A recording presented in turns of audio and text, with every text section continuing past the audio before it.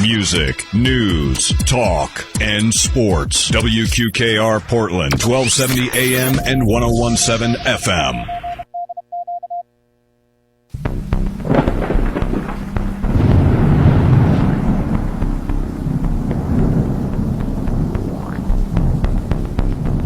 Welcome back to Southern Ghost Stories. I am the American Haunted Historian, Alan Searcy. So we got a really special show for you. Actually, I had a completely different show planned. Lonesome Lee Bogan, I had some things I wanted to bounce off of him, but Lonesome Lee is not here tonight. So Roger the Wraith, he and I are going to take a detour and do some grave robbing. What do you think, Roger? All right, we can do that. Brought my shovel. Did you bring those canvas bags I asked you about? Oh, no. I got a tarp in the back of my truck. Yeah, so that might work. Yeah. It's funny. I did a presentation on grave robbing in Knoxville back in August, and I go over, famous grave robbers or infamous grave robbers, and I talked for like 30, 45 minutes. At the end of the presentation, hey, thanks for coming out, and hey, and tonight don't forget the live demonstrations at 10:30 over at Caveville Cemetery. And this lady in the front, she looks at me like, I'm just kidding, man. There's no demonstration for grave robbing. Oh, you were just joking? Yeah. Oh, I was going to ask how that went.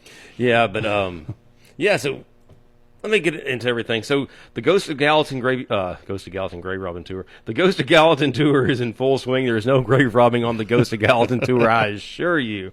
But I had somebody send me a really wild picture a couple weeks ago. I think Lee saw it. But yeah, this lady stopped in front of a house.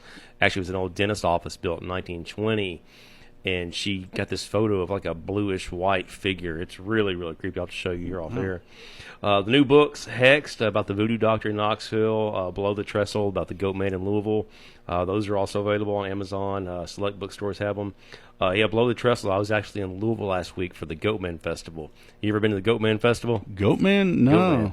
Yeah, it's based off the Pope Lake Goat Monster and their Goatman. Oh, and supposedly this goat man has been throwing kids off this bridge outside of Louisville for 20 years, and really it's probably just kids, getting a six pack, getting drunk, and falling off. But yeah, it's a big thing, man. It's part of their folklore and the history up here in Louisville. They have this great big festival, and kind of, I don't want to say in honor of the goat man, but kind of because of the goat man. But yeah, went up there, had a great time with a lot of cool people, sold a bunch of books. It was a really fun weekend. Yeah, I'm gonna go back. Hopefully next year. As long as they don't throw anybody off a bridge. Yeah, I think that's this weekend. Yeah. No, they have like a haunted bus tour, and they have like a haunted woods out there, and then the one like the second week in October they have like a big festival of vendors and barbecue, and it was a big shindig. I'm glad I went. This weekend, man, I'm gonna be in Lexington, Kentucky for Scarefest. Scarefest, have you heard about it? It sounds familiar. Yeah, this year, last year is Matthew Lillard and who's the guy? Skeet Ulrich. Skeet Ulrich, yeah, from Scream. Yeah, those two guys were there. They were like the main guys. This year, Robert Englund's there.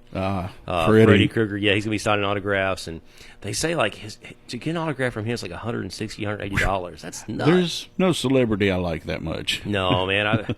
I've met Hulk Hogan. I've met a bunch of big ones, but yeah, I wouldn't pay $180 for an autograph. And if you do buy a book for me in Scarefest in Lexington, I'll be happy to sign it for free. I won't charge you $100. Yeah, maybe $20. No, I'm just kidding. I don't charge for autographs. It's weird to sign autographs. People ask me to sign books, and I feel like it's like imposter syndrome or something. Like that. Okay, sure, why not? But yeah, Southern Ghost Stories Live coming at you October 29th at the Palace Theater in Gallatin. Just right down the street, 7 o'clock. That's going to be a good show. I guess you're going to be there, or do you even know? 29th? Yeah. Let me check my calendar. I may very well be. Yeah, I got a special guest, Chanel. She's a very popular, I almost say grave robber. She's a very popular ghost hunter out of Sumner County, and she's investigated a lot of historic places, and she has some really fun stuff she'll go over with us. But to kind of get into today's show, the history of grave robbing. So what I wanted to do is talk about the Harrison Horror. Are you familiar with that? No, I'm not. Okay. So the history of grave robbing, to kind of give you a backstory on why the Harrison Horror happened. Say that 5 times fast.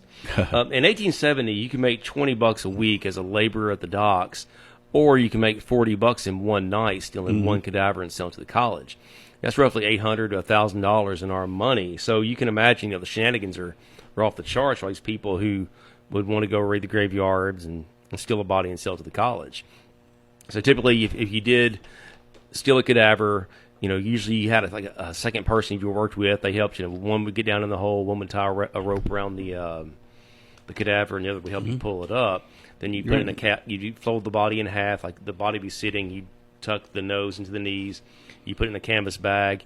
You throw it in your wagon, and then you would take it to the college that night. So the colleges, they generally have a shaft in the back of the building, and you'd open the shaft, you get the canvas bag, and you drop the body with the canvas bag down in the shaft. Like I mentioned, in Cincinnati, there's a guy named William Cunningham. One night, he got 36 bodies. So, wow. I imagine he probably ran out of canvas bags. I bet they're happy to get them. I just can't imagine anyone digging that fast. Yeah. But, it's supply and demand. These colleges have to have a steady stream of cadavers, or they shut down. Like in Cincinnati, Ohio, at one time, it was the fifth largest city in the country back in the late 1900s, late 1800s, 19th century, and they had 9 medical schools. So, they have to have cadavers, or they're going to just go out of business. Right. So, yeah, there's a lot of shenanigans in Cincinnati, and I kind of stumbled onto this rabbit hole back when I did my Midwest book, St. Louis, Cincinnati, and Chicago. And Cincinnati really was kind of like just ground zero for all this crazy grave robbing. So, only one man in American history was both the son and the father of a United States president, and that's John Scott Harrison. But what happened to him after his death would shock the nation and forever change how we guarded the dead. So, a little backstory. John Scott Harrison, he was born into one of the most distinguished political families in American history, especially in the 1800s. His father, William Henry Harrison, was a hero of the War of 1812, best known for his battle at the Tippecanoe in 1811, a triumph that earned him the lifelong nickname Tippecanoe. Tippecanoe and Tyler, too. You heard that back in high school, history class. So after his military fame, Harrison served as a governor of the Indiana Territory, and later became a congressman and senator from Ohio. In 1840, he ran for president with that famous campaign slogan, Tippecanoe and Tyler, too. And he ran this folksy campaign, log cabins and apple cider, and he won in a landslide. So, unfortunately, Harrison's presidency, it was cut pretty short. On March 4th, 1841, he delivered the longest inaugural address in American history. Oh, boy. Sounds exciting. Yeah, nearly 2 hours. And the thing is, March in Washington, D.C., it's going to be cold. So, he talked for 2 hours in the cold, and he didn't wear a coat or hat. He didn't think it looked presidential. But, less than a month later, he came down with pneumonia, and he died. He was the first U.S. president to die in office. He died of pneumonia on April 4th, 1841. He's only president for 31 days. So his hubris about, not looking presidential, wearing a jacket and a coat, that kind of bit him there in the end. Well, despite his brief time in office, William Henry Harrison left behind a lasting legacy. Well, his son, John Scott Harrison, he begrudgingly followed in his father's political footsteps. As his dad was on the rise, John Scott, he was a farmer. He didn't really want to do it. He didn't want to go into politics. It's a pretty slimy business. But after his dad passed away, his dad's, backers got to him, hey, we'll take care of this, we'll pay for this. And they got in his ear, he decided he'd run for Congress. And he served 2 terms there as a congressman in Ohio. And he represented the people there, I guess, I forget what district it is. It's like North Bend. It's outside Cincinnati. And once he retired from politics, he managed the Point Farm, which is the family estate where his elderly, aging mother lived, that overlooked the Ohio River in North Bend outside of Cincinnati. So John Scott Harrison, he lived a pretty quiet life, a lot quieter than his famous father, but he was very respected there in the community. Well, his son, Benjamin Harrison, he was pretty ambitious too. He's got that bloodline. He's got the name. Well, what he does is he enlists as a colonel in the Union Army during the Civil War. He gets a brigade together. Eventually, he becomes a brigadier general. So, after the Civil War, Benjamin Harrison, he decides he doesn't want to go back to Cincinnati or outside, Cincinnati, North Bend. He wants to go to Indianapolis and become his own man. He wants to, forge his own path, escape his father and his grandfather's long shadows. So by all accounts, he did that. He went to Indianapolis. He became a very successful lawyer, became a prominent member of the Republican Party, future president. He ran for governor, but he didn't quite win. He had some ups and downs as a politician. But on May 25th, 1878, John Scott Harrison, Benjamin's father, passed away. Well, he's there in Indianapolis, studying or practicing law, and he gets a telegram. Father's passed away, come on back home. So Benjamin, he books the first train back to Cincinnati, and he goes to be with his brothers and sisters as they lay their father to rest. So there's a lot of hubbub in the community about grave robbing. They kind of know what's going on. They know they're out there. So his siblings and him get together. They let's bury father 10 feet down, and let's encase him in brick, stone, and cement. And furthermore, we're going to hire a watchman to watch the graveyard for 30 days, just to make sure no one gets father. Let's be cautious. So that day of the service, they lay their father to rest, and they lay John Scott Harrison there by his father and mother in Congress Green Cemetery in North Bend. And after his burial, the family's walking through the graveyard, and his sister Sarah walks over to the corner and starts screaming.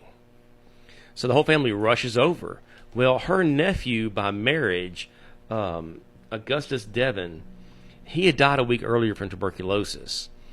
So Sarah was freaking out because his grave's been disturbed. They looked a little closer and his body was gone. So this caused, just panic, uproar. What in the world is going on? Well, Benjamin is furious. This is a black eye on the family, right? So, unfortunately, he has to go back to Indianapolis to give a speech. Future president, rising star in the GOP. He has to go back home. He has obligations. He has to meet with some bankers. So he gets his younger brother, Johnny, who's just over 19, 20 years old, fairly young kid, and his cousin, George, who's a tad bit older. He pulls him aside and says, look, I have to go back to Indianapolis. I want y'all to go to Cincinnati and you find our nephew.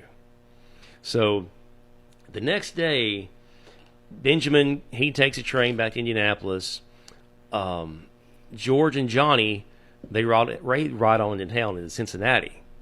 So when Johnny and George get to Cincinnati, they start getting search warrants where they can start going to the colleges. And they get a former sheriff named Chief Thomas Snellbaker, Cincinnati Police Chief Thomas Snellbaker, to be their liaison in town. They hire him, and he goes with them in all these buildings. So there's pushback. So they went to the Miami Medical College. They cased the whole building from the basement all the way to the attic. Nothing. Well, the next one they go to is Ohio Medical College. It used to be there close to the river. So they go in there. They start in the cellar. They don't find anything. They notice there's a chute where I guess some grave robbers would drop the bodies. They go to the first floor. They start poking around, and this janitor, A.Q. Marshall, he's trying to interfere with the search. He's trying to get in their way.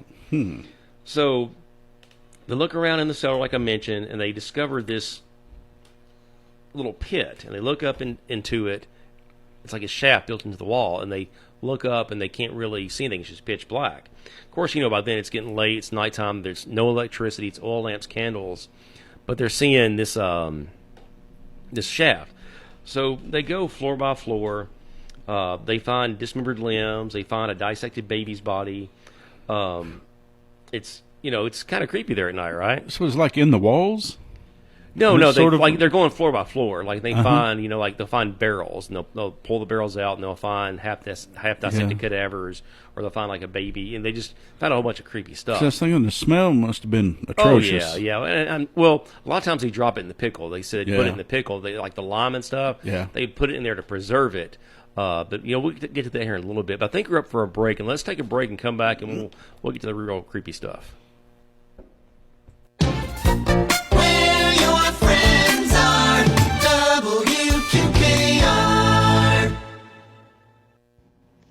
Mowing season is in full swing. What better place to purchase a Cub Cadet mower than D.T. McCall at 1220 Scottsville Road in Lafayette, Tennessee? Choose from a 42-inch fab deck at $4,299 or a 50-inch fab deck at $4,999. Hurry in while supplies last. Need some new appliances? We have them too. Hot Point washer and dryer at $499.99 each. Sharp refrigerator, range, microwave, and dishwasher package for only $3,799.96 after a $200 mail-in rebate.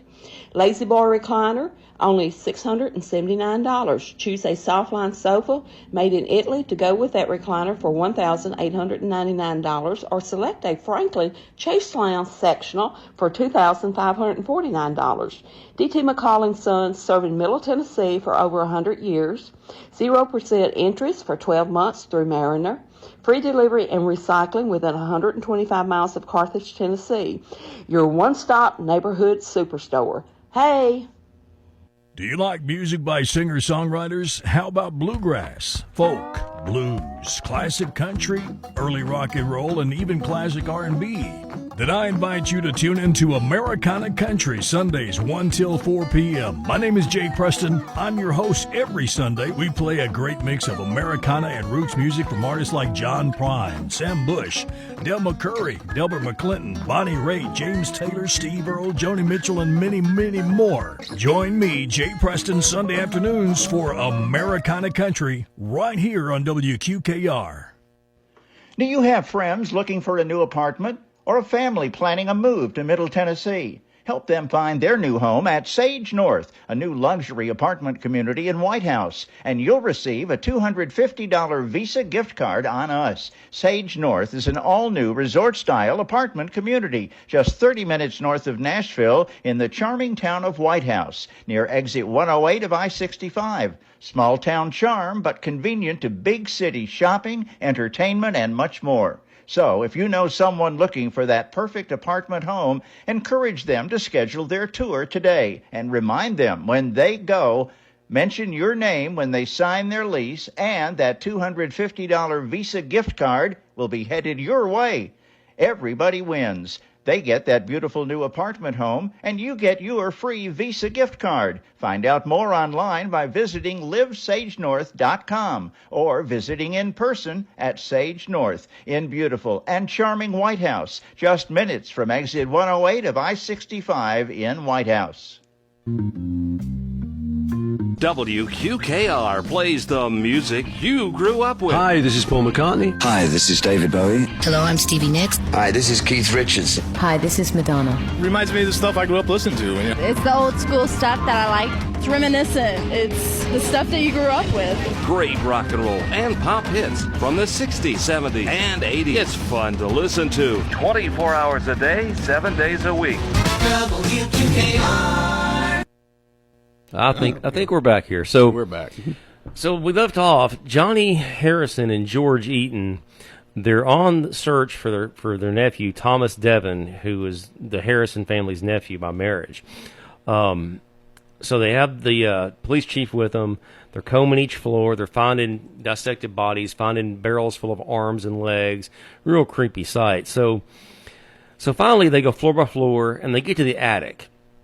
And I told you there's a shaft that kind of opened up into the basement down there, the cellar. And they're walking over in the corner, and the sheriff walks over to the shaft, and there's a rope dangling down. And he grabs the rope and just tugs on it. Oh, the line's taut, boys. Something's on the line. So the police chief, he motions for Johnny. Hey, come here. Let's get him up. Me. He cranks this little wheel, and this in the dark, because there's no lights. It's oil lamps and candles. This form starts to come up through this shaft. So when they finally get him all the way to the top, the sheriff or police chief motions to Johnny, "Come here. I want you to check. It's your nephew." So Johnny walks over in the dark to this shaft, and there's like a cloth covering the figure's head. He holds the candle up to the head. He pulls the cloth back. Nah, it's some old bald man. Okay, well, I'll tell you what. Let's get him out. Let's lay him down flat, and let's just get him out of here and just see. Take my old lamp. We'll make sure. So the chief pulls him out. He lays him on the ground, Johnny Harrison walks over. He takes the chief's oil lamp. He holds it to his face. He pulls the cloth back one more time, and he stops. And he staggers backwards. He almost falls over a table. It's his dad. Yeah. The grave robbers got his nephew and his father in 2 days. Wow. So, yeah, you can only imagine it. You just lay your father to Yeah, rest. I was going to say, that must be traumatizing for them to see your, like a family member in that state. Yeah, you lay your father to rest on Saturday. On Sunday night, you're pulling him out of a hole in a building. That's got to be just, some next level stuff. Yeah, his exact words were, "It's father."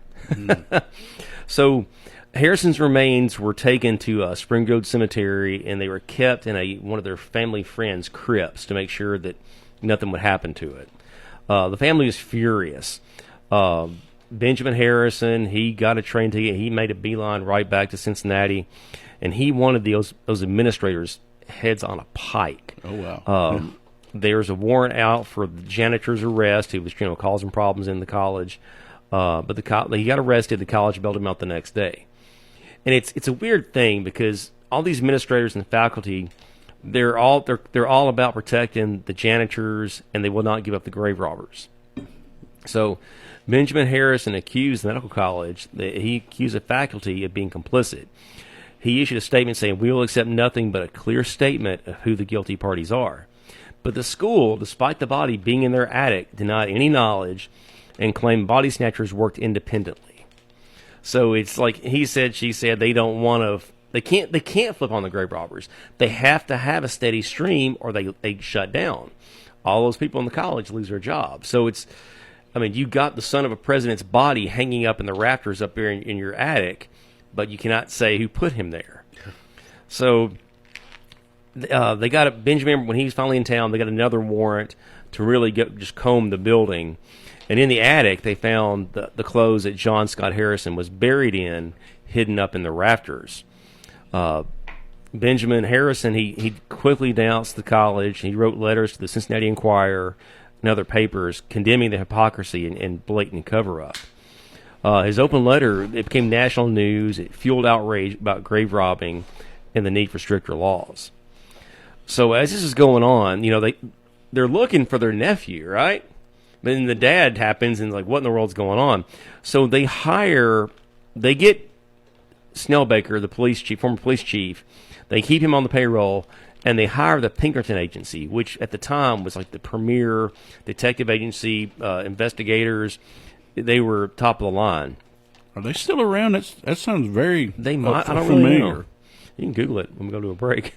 But they got a lead back to the Miami Medical College where they were before. That they had a janitor revealed that someone had been burying cadavers in the cellar.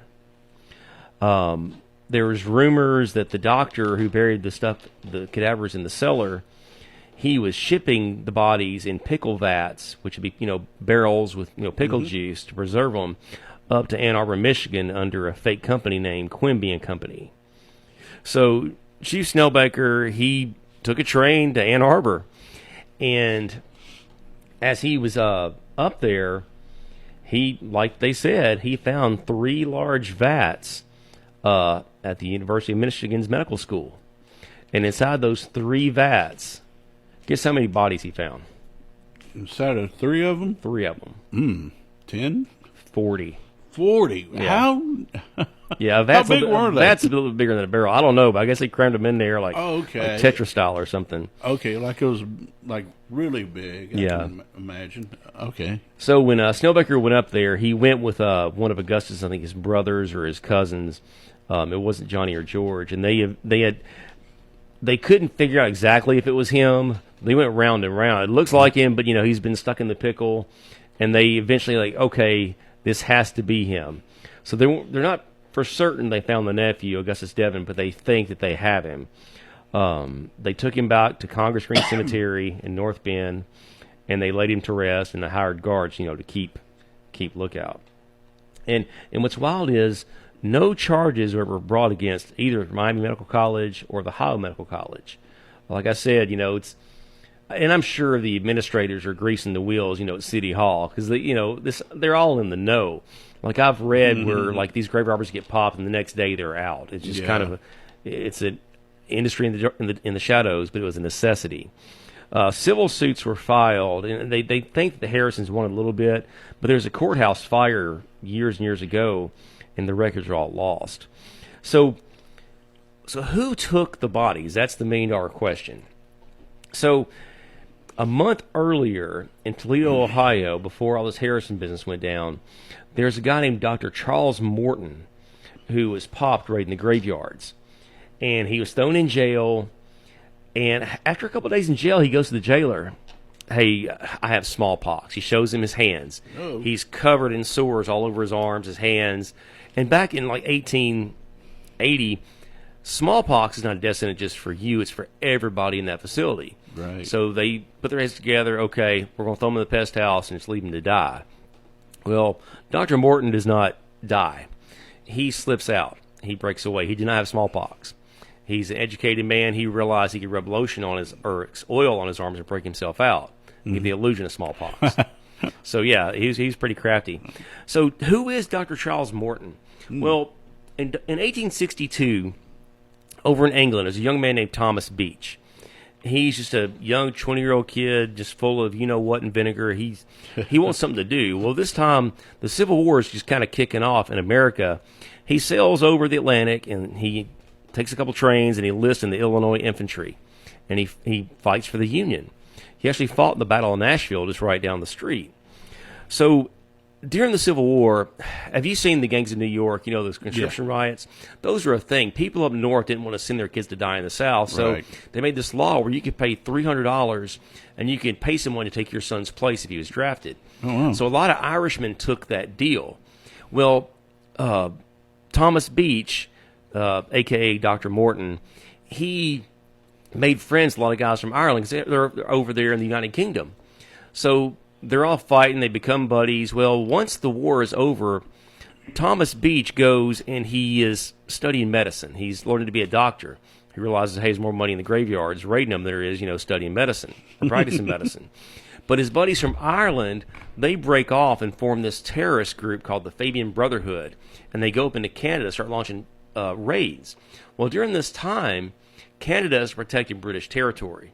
So Dr. Morton writes these letters, and he sends them back home to his dad and lets him know about these raids. His dad takes him to Parliament, and Dr. Morton, Thomas Beach, becomes a protected British asset. So he actually went back home and wrote this book called 25 Years in the Secret Service about being like a spy in his time. He's a hero in England, but it's wild because over here in America, he's the scourge of the earth who stole the body of the father and son and the nephew of the United States president. So it's researching this. It's like a really wild, crazy roller coaster ride I was on. I was researching my Cincinnati book, and it's like you have all these loop-de-loops, and you're going really fast around this curve, and you think you're done, but no, there's one where you go, it's the biggest loop-de-loop of all, where there's a British spy involved. But Benjamin Harrison, he was elected 23rd President of the United States, 1889. He actually upset incumbent Grover Cleveland. He served one term and was defeated by Grover Cleveland in the rematch in 1893. So he was a one-termer, I guess, kind of like Herbert Walker Bush. But there's another grave robbing story, like a little side note. In 1901, after Benjamin Harrison's death, there's a grave robber in Indianapolis named Rufus Ferguson. He was kind of like the ringleader up there in Indy. And he had this plan to steal President Harrison's body. He thought, if I can steal the body of the president, I can just name my price and they'll pay the ransom. Well, police were tipped off, and a rival grave robber left a piece of coal on the grave to warn them that hey, it wasn't safe, because they had guards watching the cemetery with the president just being laid to rest. And that's what they did. They would leave, like someone would take like a piece of slate, they'd kind of mark this on the tombstone, or they'd put a pebble or something on the grave that's abnormal to let them know. If you show up and you see that, to just keep walking. So they had a system. Yeah. So, but Benjamin Harrison's remains are still undisturbed in the Crown Hill Cemetery up in Indianapolis. But let's go to break, Roger, and we'll get some more fun stuff in a minute. We're your station, WQKR. Do you like music by singer-songwriters? How about bluegrass, folk, blues, classic country, early rock and roll, and even classic R&B? then I invite you to tune into Americana Country Sundays 1 till 4 p.m. My name is Jay Preston. I'm your host every Sunday. We play a great mix of Americana and roots music from artists like John Prine, Sam Bush, Del McCurry, Delbert McClinton, Bonnie Raitt, James Taylor, Steve Earle, Joni Mitchell, and many, many more. Join me, Jay Preston, Sunday afternoons for Americana Country right here on WQKR. The Lonesome Lee Bogan Show, previously heard every Tuesday morning at 9 o'clock on WQKR, has moved to Fridays. You can hear Lee now talking to music people, talking about songs and songwriting and artists and everything else, and his own career. That's the Lonesome Lee Bogan Show, every Friday morning at 9 o'clock on WQKR, following Good Morning Portland. Now open in Portland, the new Mexican restaurant, Los Potrillos Mexican Restaurant and Grill, located at 105 North Broadway, open Monday through Thursday from 10:45 a.m. to 10 p.m. at night, Friday and Saturday from 10:45 a.m. to 11 p.m., and Sunday from 10:45 a.m. to 9:30 p.m. We offer senior and military discounts. Lunch is at 11 to 3 p.m. We offer some of the best Mexican food in Portland with quesadillas, taco de carnitas, fajitas, nachos, and lots of other wonderful menu items. Gift certificates are available, and we do catering. You can make reservations for birthdays and office parties by calling 615-475-3380. Los Potrillos Mexican Restaurant and Grill, located at 105 North Broadway, here in Portland. Whether you're on your way to work in the morning and looking to grab a quick breakfast, or lunch break and wanting something good and hot and quick, or just hungry and not sure what you want, the one place you can always find what will work for you is Kirby Stop Market, 905 North Broadway in Portland. They're open 24 hours a day, offer both takeout and Grubhub delivery service, and have the biggest selection of fast food of anyone in the area. Fast food or home-cooked meals, meat in 2 sides for just $6.49. Delicious Godfather's Pizza, 3 for $13.99. Fried chicken, chicken strips, livers and gizzards, hot barbecued and crispy wings, fish, potato wedges, onion rings, the biggest and best selection anywhere and always hot and ready to go. Plus everything else you want or need from a truly convenient convenience store. Kirby Stop Market, 905 North Broadway in Portland. Get what you want when you want it. Pick it up or have it delivered by Grubhub. Kirby Stop Market, 615-323-9098. Welcome back to Southern Ghost Stories. I'm Alan Searcy, and we've been talking about some grave robbing tonight with Roger the Wraith on the board. So, talking about a Harrison horror, but there were other presidents that were involved in some of this stuff. It wasn't just the Harrison family. So, in 1894, on July 31st, in Nashville, Andrew Jackson's home is the Hermitage, right there by the Cumberland River, a little bit east of Nashville. After he died, he was laid to rest there in the garden behind his opulent home there. And it became a popular tourist site run by the ladies of the Hermitage Association. Well, July 31st, 1894 is a hot summer day, and you had visitors touring the mansion and grounds just like you could do today. Well, one of them was a mysterious man. He had dark features. He wore a heavy coat in July, despite the heat, and he was quiet and observant. He took the tour. And the tour guides, they remarked he was asking strange, very specific questions about the Jackson family gravesite. He wanted to know how the construction, how it was built, and like the layout of the tomb. He wanted to know how often caretakers visited or came to the site during the day. That's a couple red flags right there. So, but yeah, he was asking these questions to the staff, and I'd be kind of leery if I saw this guy there. And they didn't catch on? No, he left. He took the morning tour, and he left, and he walked to a small country store nearby. He ate lunch there, and then that afternoon, he came back. But he seemed to be more focused, and he was asking more questions about the tomb and guards and the hours the staff worked at the house. Meanwhile, another dark, mysterious figure appeared. It was a well-dressed African-American man in a wagon that stopped at a farmer's house nearby. He asked if he knocked on the door and said, "Hey, could I please borrow a shovel?" Here you go, neighbor. The farmer's name is Gideon Wright. He didn't know what to think. He's like, "Yeah, hey, I'm gonna give you an older one. It's kind of rusty, but still works pretty good." "Thank you, sir. Thank you very much." The guy took the shovel and he drove off in the direction of the Hermitage. Well, late afternoon, the mysterious man finished his second visit. He walked around the grave a couple of times, and he walked to the front of the house and lingered for a little bit, and then just kind of walked towards the road. Well, waiting for him was the same wagon and that same well-dressed man who borrowed the shovel. The stranger quietly climbed the wagon, and the two rode off together into the night. Well, the next morning, August 1st, 1894, Uncle Alfred, a longtime Hermitage caretaker, walked outside, and he made a shocking find. He calls the Ladies' Hermitage Association, people in charge, and he tells them someone tried to break into Andrew Jackson's grave. When the ladies arrived, they found a hole 3 feet wide, about 18-20 inches deep, near the tomb base. The ground was hard and dry. It's summertime, not much rain, and it made the digging very slow. A wooden plank and timber were used as a lever to try and pry up the stones. It was clear evidence of a grave robbery attempt. Mm-hmm. So Nashville's buzzing. They're trying to figure out what's going on. Authorities are notified, and they bring in more guards to guard the tomb, especially at night. Locals are questioned, and then one local reported seeing a man with a wagon and a shovel on Lebanon Road, which is the road in front of the Hermitage, the previous afternoon. Strangely, the next morning, Gideon Wright, the farmer whose shovel had been borrowed, he found it returned on his porch. Well, that was nice of him. And the rust had been cleaned off.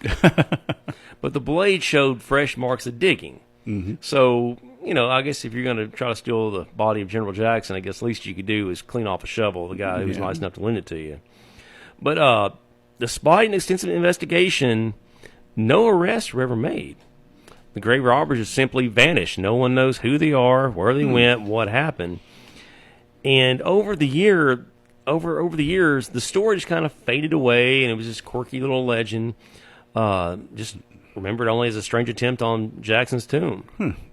Well, years later, in a New York City hospital, an old man named Carbone Torianti, he's dying at Bellevue Hospital. Well, there's a reporter who's works for the Cincinnati Enquirer in town, and he hears there's this old Italian man who wants to make a final confession, has this earth-shattering confession he's been telling the nurses, "Hey, find me a reporter." So this reporter, he goes to Toriani's bedside, and he just lays it out for him. He said, "Look, I was a grave robber, and I was hired by a wealthy collector who offered me $300, roughly $30,000 in 2025 today's money, $300 to steal Andrew Jackson's bones." Wow. So that's weird right there, Yeah. But who wanted to buy the bones of a president? Oh, no, yeah, I was thinking, as old as Andrew Jackson's body must have been at the time, it couldn't have been for doctors. They had to have been looting the grave. Yeah. So Toriani claims he traveled to Nashville, he toured the Hermitage posing as a tourist, and he scouted the tomb, made 2 trips. He waited until nightfall when the grounds were quiet. He kept lookout, and then he started to dig. He managed to get about 18 inches deep before he heard a noise. He thought he heard someone walking out into the garden, and he took off and ran off into the night and slipped away. He fled empty-handed, and his hole was just left there unfinished. He told the reporter that the failed theft, or the failed grave robbery, was his greatest regret. He never got the quote-unquote souvenir that could have made him rich. So $30,000. Wow. For Andrew Jackson's femur. I wonder if he would have got, if you just brought like one bone, would he still got the full amount, or is it like if you get $300 for the whole body, you only got like $20 for the funny bone or something. Or at least snatched his shoes or something. His shoes? Well, no, they wouldn't have had any shoes, I don't think, back then. Yeah, so it's wild, man. And if you ever go to the Hermitage, you can visit Jackson's gravesite. He's buried in his backyard in the garden alongside his wife, Rachel. He loved Rachel dearly, and they're laid to rest there together back here behind the Hermitage. Yeah, but the case was never officially solved, and some people, they call into question whether this old grave robber or Toriani, he was just making this stuff, embellishing the story. But his confession that he gave the reporter, it fit the timeline and the details, with the shovel and the wagon, the unfinished hole. It revealed a bizarre, macabre trade, collectors offering money for famous bones. Like, I've heard stuff, people try to break into Jim Morrison's grave. You heard about that? Oh, yeah. Because he was buried, over in Paris? Yeah. Well, there's stories that he staged his own death. You heard that? Oh, yeah. Of course, they say that about Elvis. And well, the thing was, what was it? Like, Jim went over there, and all of a sudden, like, his manager called the label the next day, yeah, Jim's dead. Mm-hmm. But they asked his manager years later, I think it's on some talk show, and he was real skittish about answering the question, hey, could he have staged his own death? Mm-hmm. So, I don't know. But that's another rabbit hole to go down into. Knowing Jim Morrison, he might have been crazy enough to do so. Yeah. But you got to think, though, like, who's the other guy? James Dean. They said that he faked that car wreck. He was in. So you heard that story? No, not about James Dean. Yeah, James Dean, supposedly, he was Hollywood's biggest star at the time. Yeah. He had this devastating car wreck that shook the whole nation. Well, supposedly, the rumor is that he wanted to walk away and just live on a farm and not be bothered. And supposedly, like, the studios were in on, like, his studio and the rival studios ran out together. He told them, I just want to go away. And the rivals wanted him to go away. And so they bought him a farm. They helped stage the accident with some of their Hollywood equipment or whatever. And he walked away and went off. I'm not sure where he's at now, but that's the legend. You can Google it. James Dean, stage car wreck. Is he still alive? So the rival studios, I was going to say, I don't think the studio he was working for would have wanted him to go away. I read the story a long time ago. But yeah, who knows? Yeah, Elvis. And I know somebody who sang with Elvis years ago, and he's telling me, he's like, is he dead or alive? He said, he's probably dead, but if anybody could have pulled it off, it definitely would have been Elvis. Oh, yeah. And Michael Jackson, there's rumors about him, too. Yeah. Of course, it's hard to tell. Michael Jackson, I really don't think he faked it. Yeah. But even after his death, Andrew Jackson's legacy, it was valuable enough for someone to literally put a bounty on his bones. That's a really macabre story right there, a bounty on the bones. So, yeah, Andrew Jackson's a fascinating guy, and I've got a book coming out next year about his dueling story. If you heard about that, him shooting the man, yes, the Red River. Right up the road here, where the horse racetrack is. Yeah, the Mint. Wasn't there a brewery there now? They call it the Dueling Ground Brewery or something. Yeah, when they first opened it, it was called Dueling Grounds. Yeah, named after that. And he was married to a married woman, and that bigamy stuff just kind of it hung over his head and followed him everywhere he went. And finally, he just got sick of it, and this young hotshot kid from Maryland starts popping off, and all right, let's go settle this. And what's wild is the founder of Nashville, James Robbins, is like, hey, you can't do this in my town. But Jackson, and this time Jackson, he had been a Superior Court justice. He was the head of the militia. He wasn't quite, Old Hickory yet. He was still he was a hot shot, but he was not quite the guy in Nashville yet. But yeah, excuse me, the founder of Nashville said, no, you cannot have a duel in Nashville. Go to the Red River. And that's where it went. That's where it all went down. But yeah, Andrew Jackson's a fascinating guy, and I got a book coming out next year about the dueling story, and yeah, he's a pretty wild dude. Do you believe he actually experienced the Bell Witch? Well, and I talked to a historian at the Hermitage about this, and they told me, look, Jackson, he did go out to see the Bell Witch, and if you tell the story is, rumor was Jackson, Andrew Jackson wanted to go see if the Bell Witch was real. Say that 5 times fast. And he got out there at the Bell Farm, and supposedly his wagon got stuck, and it wouldn't move. Him and his jobber got trying to push it, and it would not budge. Tried to push it the other way, wouldn't budge.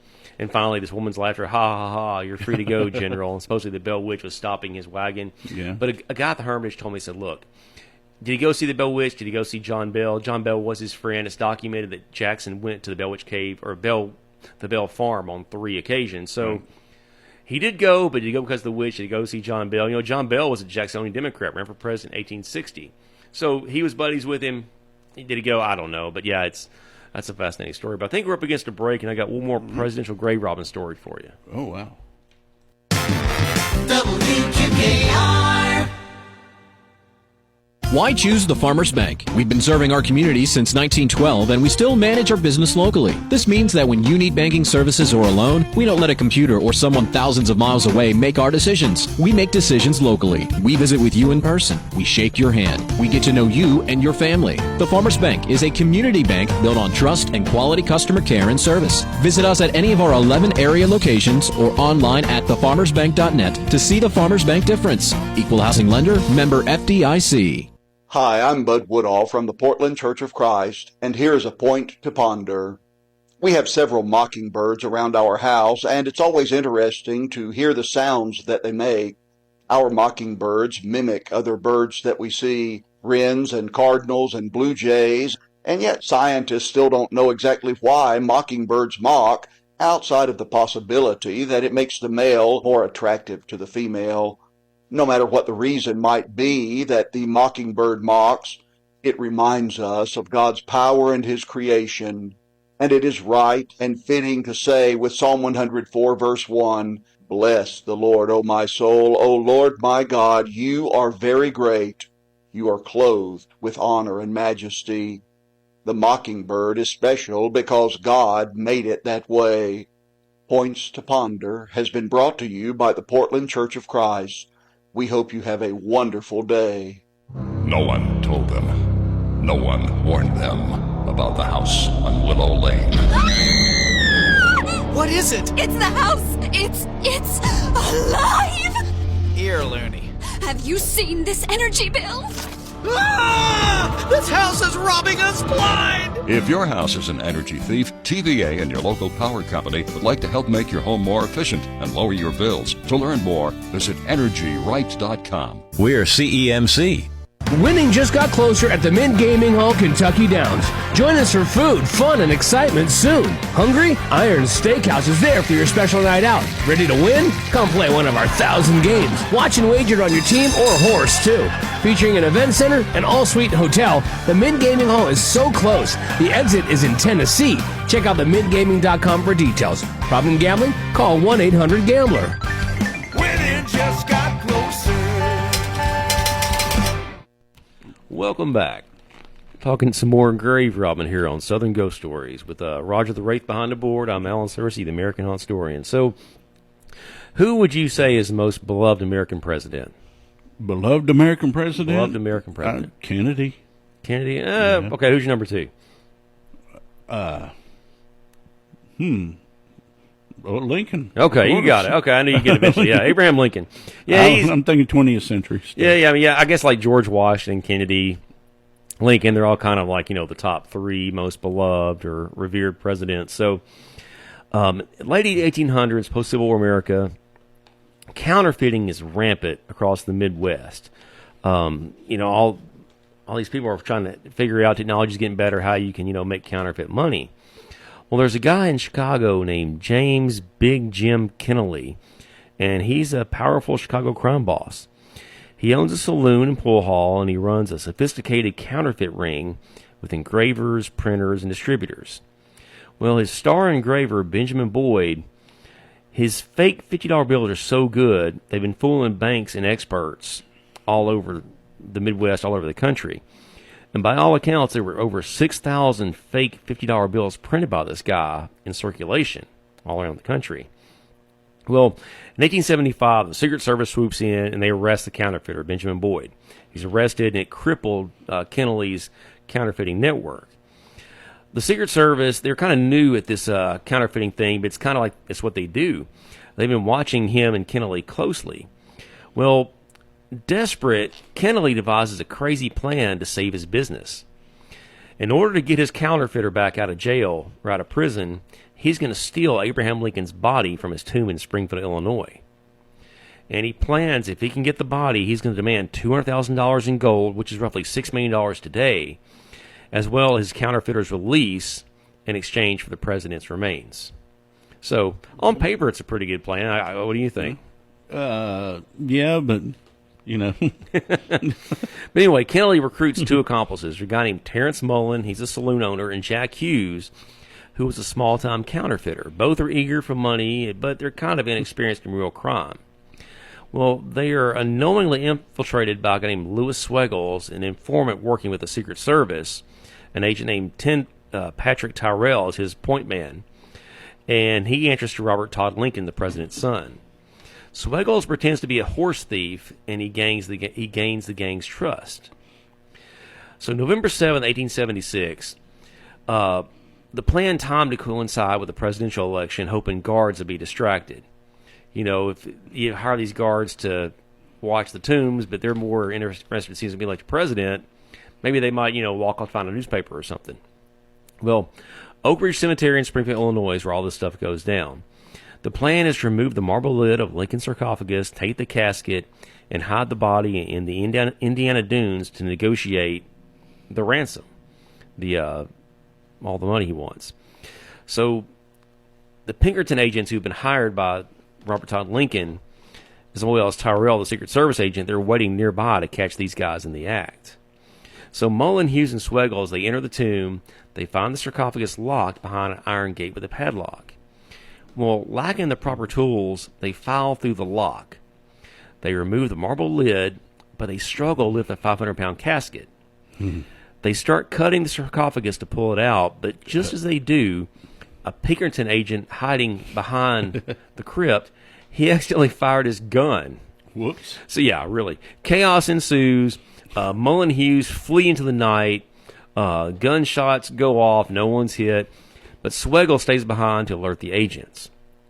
Well, 10 days later, Mullen and Hughes are caught at Kennelly's Saloon there in Chicago. Kennelly's later arrested, and he's named as the mastermind. It's strange, though. Punishment was pretty light. And according to Illinois law, you only got 1 year in jail for grave robbing. So Kennelly got popped for grave robbing and did 1 year in jail. So this is kind of like a black eye to the state of Illinois. The embarrassment led the state legislature to increase a sentence to 10 years for future offenders. So they changed laws when someone tried to go snatch Lincoln. But the fear of another theft attempt prompted new security measures. Because you got to think all this stuff's in the paper. Someone else that knows what they're doing, I can go snatch that body. So they got to really up the ante when it comes to protecting the president's remains.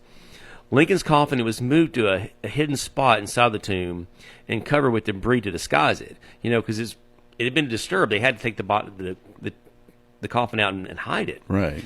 So in 1878, he's buried in a secret shallow grave within the monument.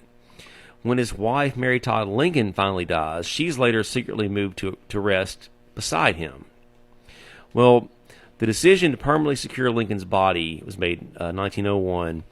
September 26, 1901, the coffin is exhumed and opened in front of witnesses, including Robert Todd Lincoln, to confirm that the body is there. And not just the body's there, that it's actually his father's body. Because they could have got in there and switched the body. They may not have known. But Robert Todd Lincoln wanted to make sure that the body inside the coffin was his father's. So there's a witness who knew Lincoln, who went with Robert, and he described Lincoln's face as chalky white and looked like a statue. So, yeah, this is 1901. He was killed in 1864. So this is 20, do the math top of my head, 26 years after he died, and looked like a statue, like he really hadn't decomposed. The coffin, it was placed in a steel cage and then encased in concrete and buried 10 feet below the monument floor. And this made the president's resting place effectively impossible to disturb, but I'm sure there's some folks who probably try to make a go at it. Good luck. Yeah. So Oak Ridge Cemetery there in Illinois, it remains one of the most visited cemeteries in America. I mean, second only to Arlington, where your beloved John F. Kennedy is laid to rest. But yeah, it's a huge, I don't say tourist attraction, but people do go there. I mean, he was the great liberator. He was, what's the other name he had? Yeah, Lincoln. He was a very beloved figure, and people still go today. The rail splitter. Yeah. They go see Lincoln's remains. So it just popped in my head. Oh, on a side note, people say they still see the train that his body went from Washington to Illinois with. I hadn't heard that. What's the story there? Just the ghost train on the track that it traveled to take his body from Washington to Illinois. That people say they still see it. Yeah, because when he died, that was a big deal. Like everybody turned out to pay their respects to President Lincoln. Because that would mean of all the presidents we had, he probably had the roughest job of anybody. The nation's torn in two, and he's got to try to figure it all out and keep it together. Yeah. And I heard somebody, I think it was Ken Burns, it was on Twitter that he was talking about Lincoln had like the coldest saying. Like he was going to keep firing generals until he found one who understood the arithmetic. And what that meant was the Union had more men that could die than the Confederacy. Yeah. Like, he didn't want to lose men. That's part of war. But he could keep sending men to the South. Eventually, the South's going to run out of men before the Union does. Yeah. And that was arithmetic that he understood, that he wanted a general, which eventually, McClellan, he kept firing generals. Grant's the first guy who figured it out and got on the same page with Lincoln. But anyway, so Lincoln's final resting place is now impenetrable. It's a symbol of reverence and the nation's determination to protect its heroes, even in death. So, yeah, it's wild, man. Like the whole Harrison thing and Lincoln and Jackson, you wouldn't think that people run after these bodies. They try to get Harrison again, It's yeah. So, but it's kind of. I was starting on the way up here. I was thinking, what attempts have we not heard about? I'm sure there's been people trying to get at a president's remains, but they couldn't quite. Yeah. So you're talking about as far as presidents and stuff, or just any? Well, I mean, presidents. Yeah. That's a good question. Because I know Polk was buried up there on Capitol Hill, and he was buried in his front yard. When he died, he got a cholera as soon as he got out of office, and his family started complaining, and so the state sold his property. They moved him to the Capitol, and now his family wants to move to Columbia. That's been an ongoing issue for forever. Yeah, but winding things down, the Ghost of Gallatin tour, it's in full swing. Lots of stuff going on. I got dates coming up next few weeks. Check it out, man, because we get weird pictures pretty much every tour. It's a good time. I was on the news earlier today talking about the tours and stuff that happens in Gallatin. The new book's Hexed, about the voodoo doctor in Knoxville. Got Below the Trestle about the goat man up there in Louisville, the Pope lit goat man. It's a crazy, crazy story. Also have Resurrection of Knox Martin. That's why another reason I was on the news today, talking about the Frankenstein story in South Nashville. That was a previous episode. It's kind of crazy to think they're trying to revive bodies in South Nashville, but yeah, here we are. I'll be in Lexington for Scarefest, so if you're in Scarefest or you're in Lexington for Scarefest, come find me. I'm in booth 316. I'll be slinging books all weekend, and come check me out and come see my buddy Ben with Monster City Madhouse. He has some really cool t-shirts. He has the gravestone and some Rocktober with like AC/DC inspired designs. Some really cool shirts, my buddy Ben. And Southern Ghost Stories Live, October 29th at the Palace Theater in Gallatin, Tennessee. I think Roger the Wraith may be there, or Lonesome Lee. Somebody's going to be there, but we'll all be there. Yeah, with bells on. Yeah, it's going to be a good time. And telling Gallatin, there's so many ghost stories. The Palace Theater, the venue, is haunted. A crazy story I was going to talk about at the show, but I'll kind of mention it now. So the Palace was built in 1913, and a couple years ago, the director, they brought in some sheriff's deputies with some inmates for work release. They're on clean the theater as part of their public service. So the director, she went to lunch, and one of the deputies went into her office and sat down at her desk, sat in her chair, and sat back. And he put his feet up on her desk. And the moment that his feet hit the desk, a clipboard jumped off the wall and hit him in the head. I guess, he received that as being disrespectful and made sure he had to stop it. But yeah, October 29th, will be at the Palace Theater in Gallatin. If you listen to this on the podcast, on iTunes or Spotify, please leave a review. But I appreciate all you guys. October's going to be fun, and I'll see you next week.